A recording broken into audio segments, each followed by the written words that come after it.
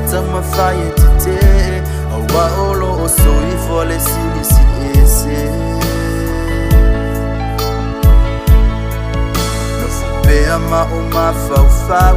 inene yolanga pe amo watoleta utino ngatu maupe iyo umanatu maipo ole malolo ina oteto sifa amaoni pea oe iyo ulima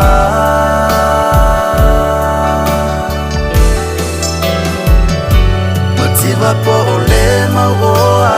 ole alofa isililea na ilo mea uma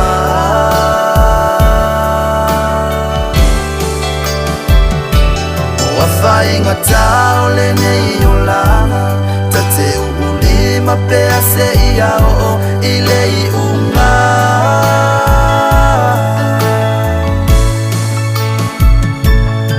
sausa ilio sema pusanga ya uo iyo unei mafatianga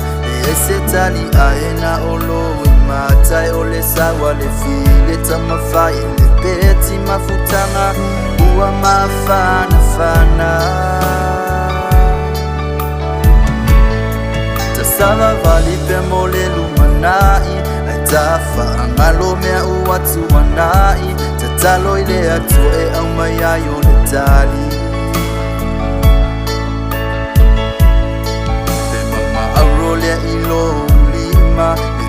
fa maule o oe maita dia ya emana tualona uinga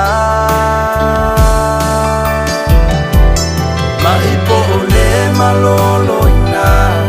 oteto sifa amaoni pea oe iyo ulima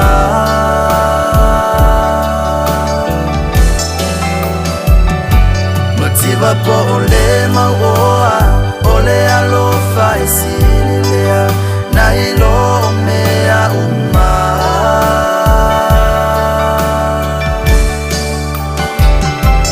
wafainga taole neiyolanga tate ulima pea se iao ile iunga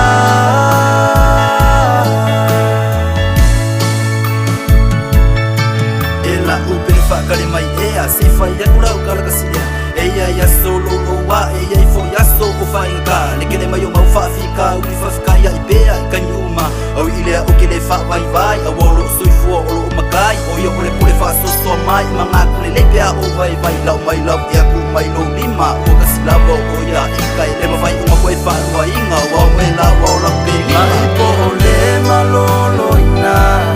oteto sifa amaoni pea oe iyo ulima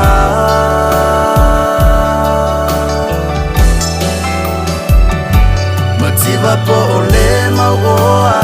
ole alofa isililea na ilo mea uma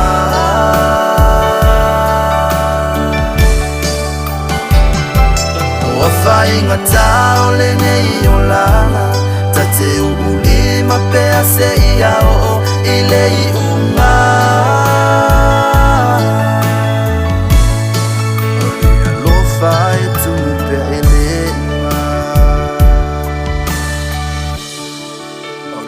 lofa